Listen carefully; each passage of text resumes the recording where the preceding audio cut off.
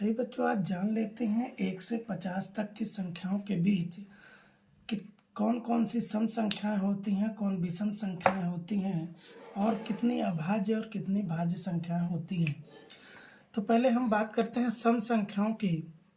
तो जिन संख्याओं के इकाई अंक में 0, 2, 4, 6 या 8 होता है वो संख्याएं सम संख्याएं कहलाती हैं। एवं जिन संख्याओं के इकाई अंक में 1, 3, 5, 7 या 9 होता है वो विषम संख्याएं भी कहलाती हैं। दूसरे शब्दों में ये कहा जा सकता है कि जो संख्याएं 2 से पूर्णतः विभाजित होती हैं वो सम कहलाती हैं और जो संख्याएं 2 से पूर्णतः विभाजित नहीं होती हैं वो विषम संख्याएं कहलाती हैं। सम संख्याओं के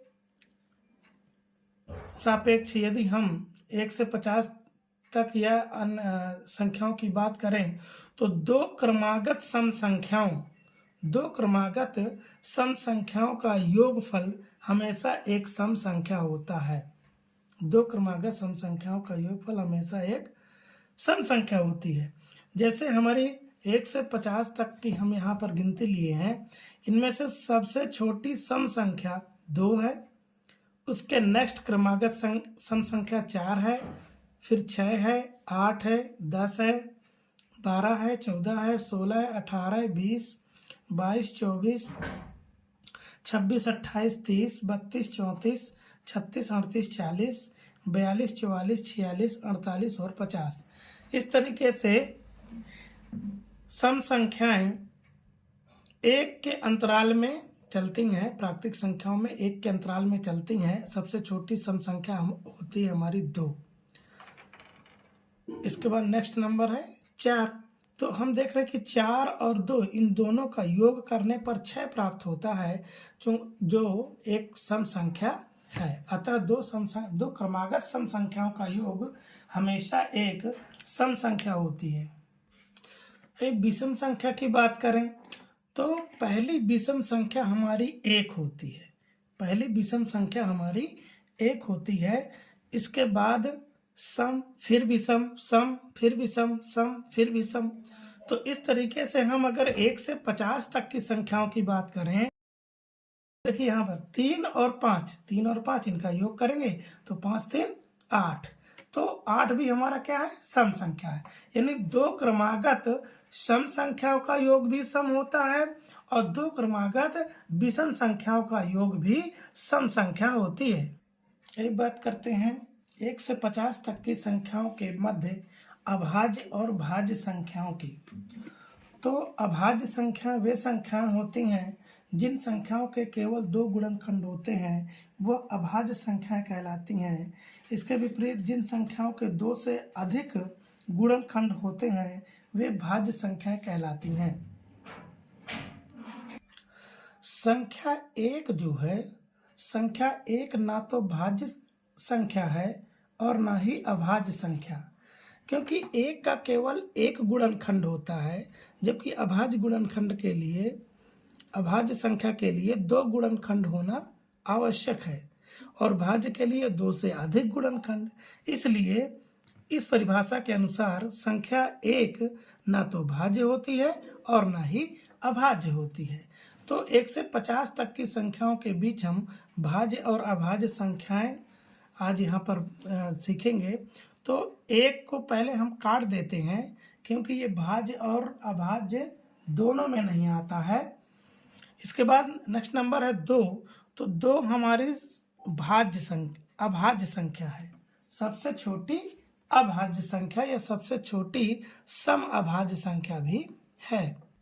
इसके आगे बढ़ें तो 3 भी हमारी अभाज्य संख्या है क्योंकि 3 के केवल 2 गुणनखंड होते हैं, 1 और 3। 4 जो है हमारी ये भाज्य संख्या है। 4 क्या है? ये सबसे छोटी भाज्य संख्या है क्योंकि इसके 2 से अधिक गुणनखंड होते हैं, 1, 2 और 4। 4 जो है 1 से कटता है, 2 से कटता है और 4 से कटता है। इस प्रकार से 4 के जो है 2 से अधिक गुणनखंड हो जाते हैं। गुणनखंडों को दूसरी भाषा में हम अपवर्तक भी बोलते हैं। तो 2 से अधिक अपवर्तक वाली संख्याएं भाज्य संख्याएं कहलाती हैं, इसलिए 4 जो है हमारी सबसे छोटी भाज्य संख्या है। अभी यहाँ पर हम 1 से 50 के बीच अभाज्य संख्याओं के बीच में गोला कर रहे हैं। तो ये हमारी भाज्य संख्या हो गई, 5 ये अभाज्य संख्या है, 6 ये भाज्य है, 7 अभाज्य है,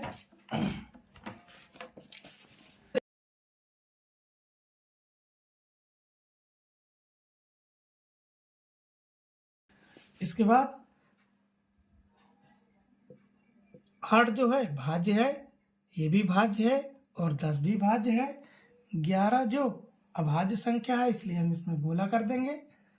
12 जो है ये भाज्य है, 13 अभाज्य संख्या है इसलिए इसमें हम गोला कर देंगे। 14 भाज्य है, 15 भी भाज्य है, 16 भी भाज्य है और 17 अभाज्य है। 18 भाज्य है, 19 अभाज्य है और 20 भाज्य है। 21 भाज्य है, 22 भी भाज्य है, 23 अभाज्य है, 24 भाज्य है, 25 भी भाज्य है, 26 भी भाज्य है, 27 भी भाज्य है, 28 भी भाज्य है और 29 अभाज्य संख्या है। 31 अभाज्य है, 30 भाज्य है, 32 भी भाज्य है, 33 भी भाज्य है, भाज्य है, ये भी भाज्य है और ये 37 जो है हमारी अभाज्य संख्या है, भाज्य है। 39 भी भाज्य है, 13 से डिवाइड होती है, 40 भी भाज्य है। 41 जो है हमारी अभाज्य संख्या है, 42 भाज्य है और 43 अभाज्य संख्या है, भाज्य है, भाज्य है, भाज्य है, 47 अभाज्य है और ये 48 भाज्य है और ये भी भाज्य संख्या है।